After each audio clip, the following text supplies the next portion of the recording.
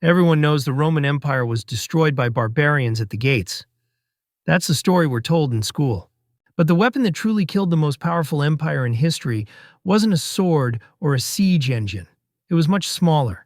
It was a silver coin held in the hand of every citizen. For centuries, this coin was the bedrock of a global economy, a symbol of trust and stability. But then, Roman leaders discovered a trick. They found a way to secretly poison their own money, a decision born of desperation that would unleash a 300-year-long crisis, culminating in hyperinflation, civil war, and societal collapse. This isn't just ancient history.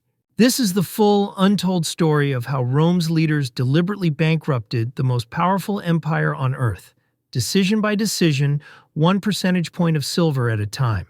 This is the story of the death of the denarius, and it is a warning that echoes with frightening clarity today. This is the lore of money. We explore how money shapes history, power, and society. Subscribe for more. Before we tell the story of Rome's fall, you need to understand the world that its money built. For the first 2 centuries of the Roman Empire, during the era known as the Pax Romana, the system worked with incredible precision. The economic engine of this global superpower was a silver coin called the denarius. Under the Emperor Augustus and his successors, this coin was nearly pure, containing about 98% silver. This wasn't just a piece of metal. It was an implicit contract between the state and its people. A denarius represented a fair day's wage for a common laborer. It was trusted from the shores of Britain to the deserts of Egypt, because its value wasn't based on a government promise. Its value was in the silver you could hold in your hand. This stable, reliable money was the foundation for everything. It allowed the state to efficiently collect taxes, which funded the legions on the frontier and the aqueducts that brought water to its cities. It bound the entire empire into a single, massive free trade zone, replacing local barter with a sophisticated, monetized economy.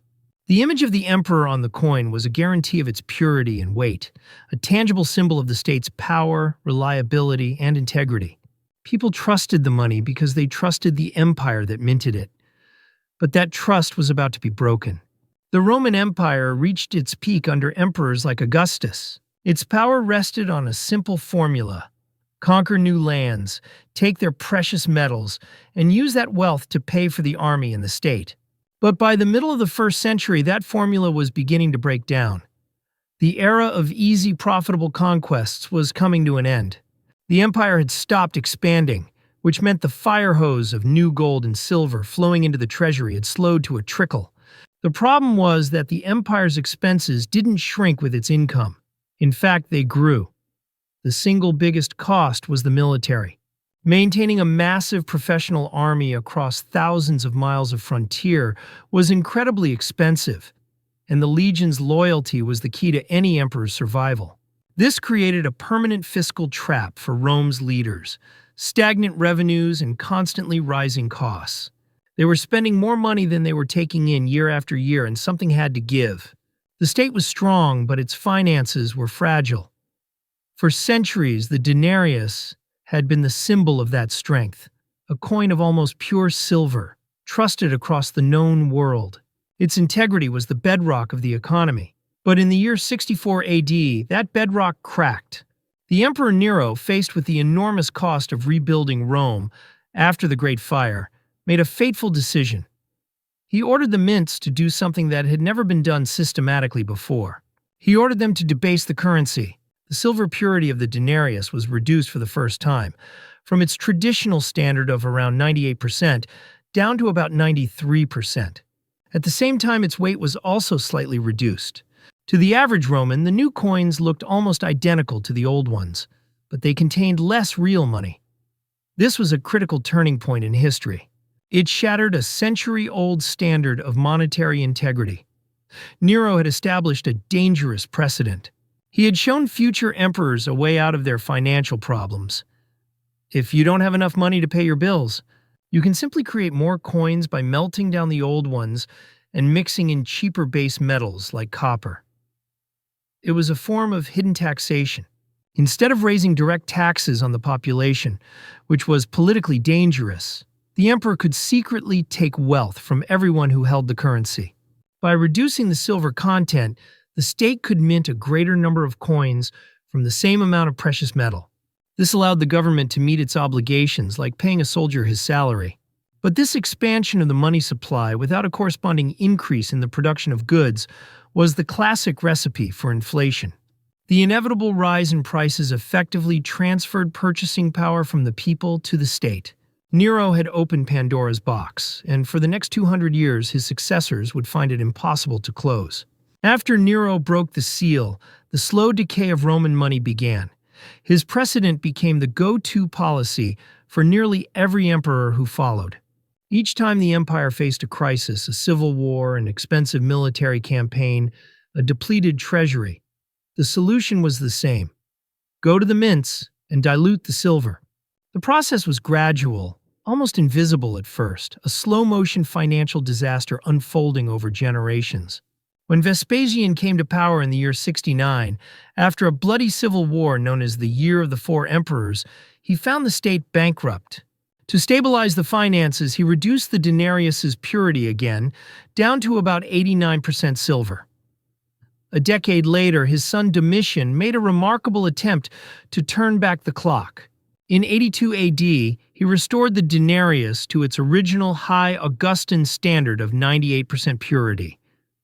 It was a noble effort to restore faith in Roman money, but it lasted only 3 years.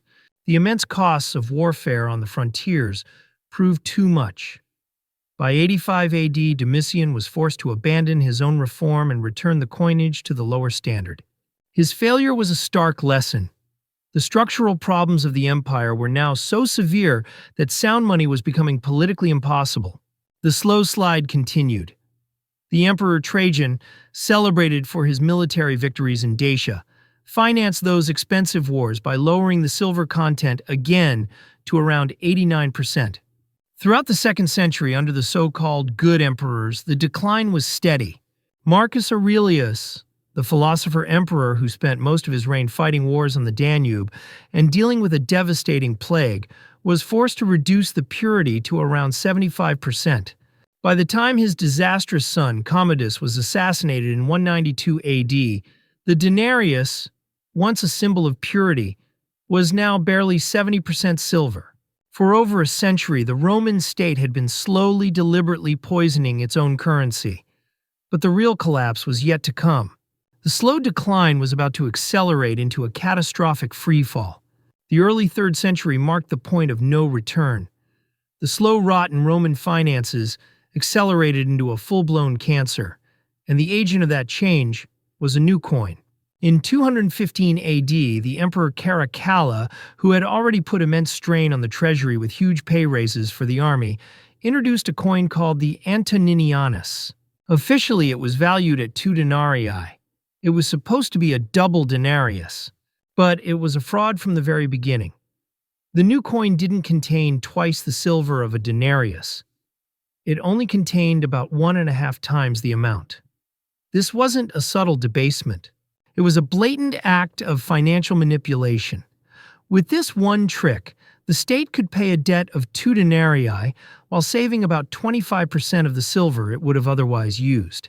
The Antoninianus allowed the government to rapidly expand the money supply, and it quickly began to push the older, more devalued denarius out of circulation. This financial deception coincided with the beginning of the most chaotic period in Roman history, the crisis of the 3rd century. From 235 to 284 AD, the empire was torn apart by constant civil war, foreign invasions, and plague. Dozens of short-lived barracks emperors were put on the throne by their armies, and they needed to pay those armies to stay in power. The mints went into overdrive, churning out millions of Antoninianus coins of increasingly worthless quality. Under the Emperor Gordian III, the silver content fell to around 40%. Then, the final collapse came with breathtaking speed. Under Valerian and Gallienus, the coin's purity plummeted. It went from 20% silver to 10% to just 5%. By the end of Gallienus's reign around 268 AD, the coin that was supposed to be silver was now just a bronze core with a thin silver wash. This coating wore off quickly with use, revealing the cheap, worthless metal underneath. By 265 AD, some issues contained a mere 0.5% of silver. The state was now issuing fake money. The argentum, the silver, had become completely corrupted. The financial bedrock of the empire had turned to dust. The destruction of Rome's currency was not just an accounting problem. It unleashed an economic hurricane that tore the empire apart. The state had flooded the economy with trillions of worthless coins at the exact same time that civil war and plague were disrupting farming and manufacturing. The result was a perfect storm of hyperinflation.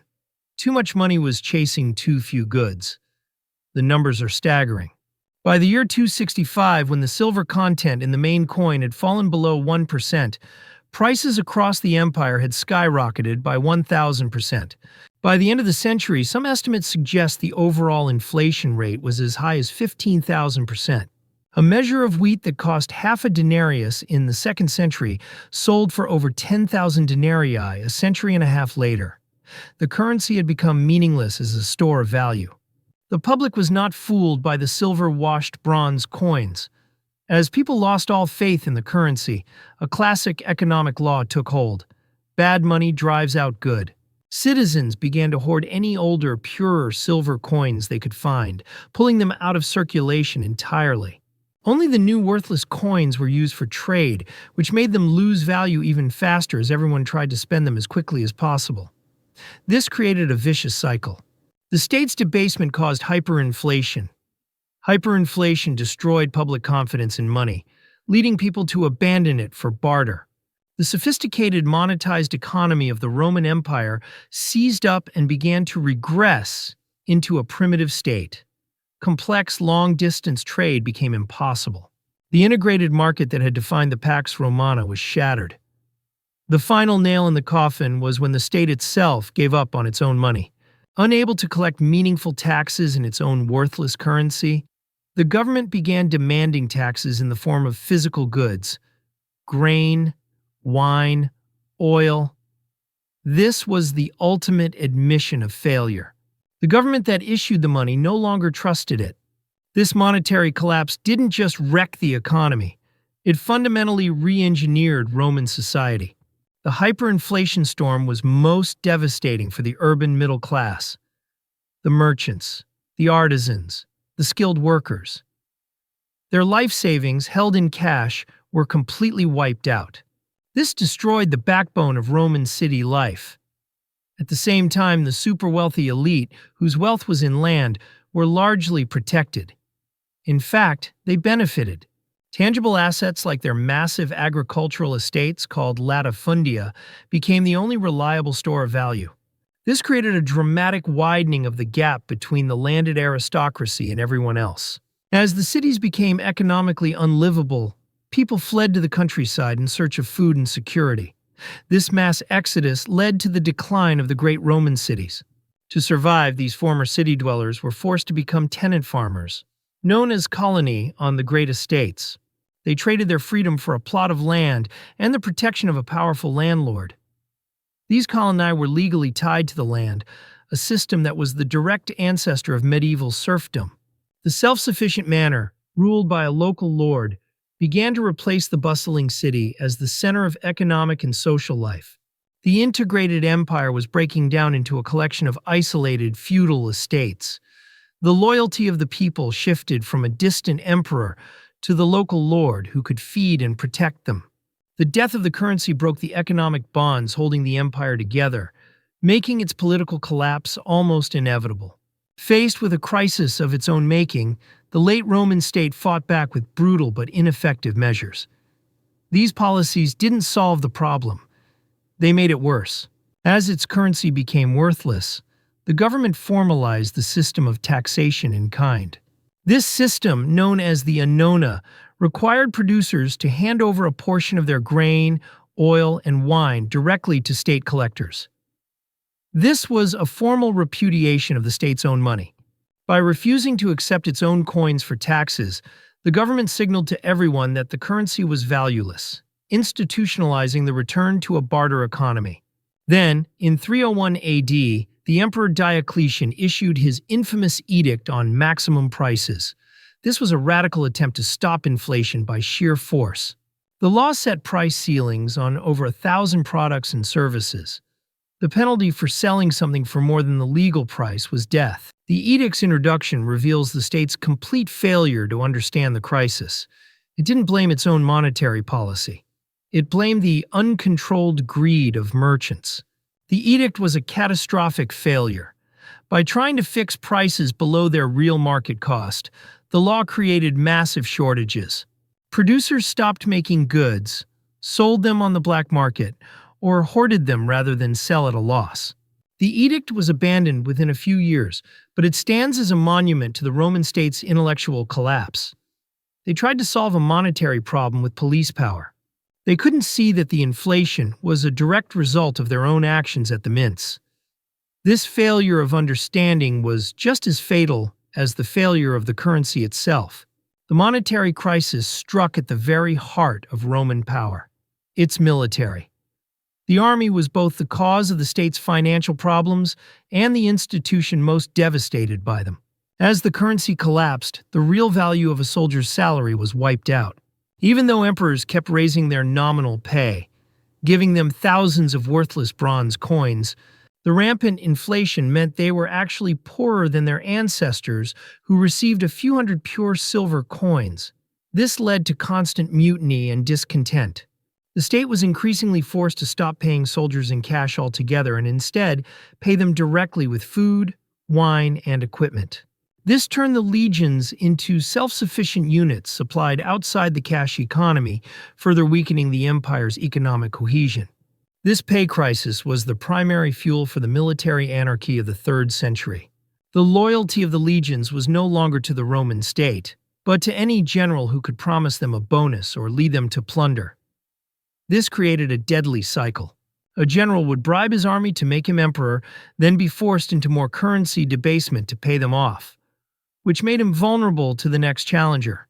As Roman citizens refused to join the army for poverty-level wages, the state became dangerously reliant on non-Roman mercenaries, often called barbarians.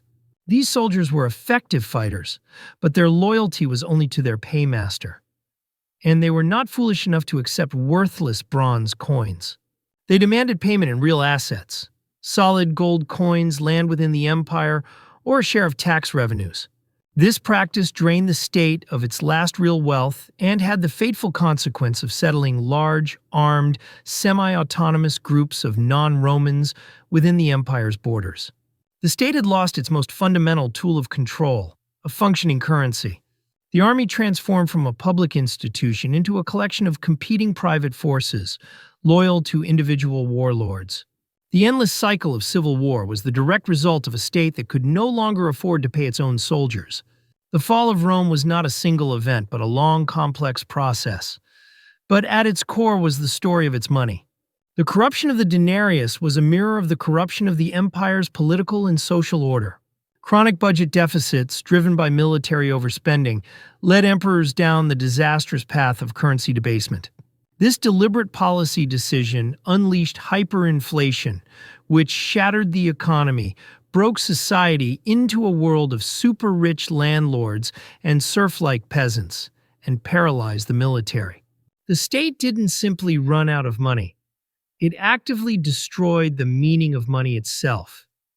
In doing so, it dismantled the very civilization that sound money had helped to build. But the story doesn't end there. The collapse of Rome's silver currency created a power vacuum that was ultimately filled by a new monetary standard, the gold solidus, which would become the bedrock of the Byzantine Empire for centuries. The lesson of the denarius, however, remains timeless. It's a story about the fatal temptation of creating money out of thin air to solve political problems. Rome's leaders thought they had found a secret trick to fund their empire without raising taxes. They were wrong. The names change, the technologies evolve, but the core mechanism of currency destruction and the societal collapse that follows stays the same. The fall of Rome proves that when a government destroys the people's money, it ultimately destroys itself. If this opened your eyes to the real forces that can topple an empire, subscribe. Because the patterns that shaped history are still running today. and I'll show you where to look.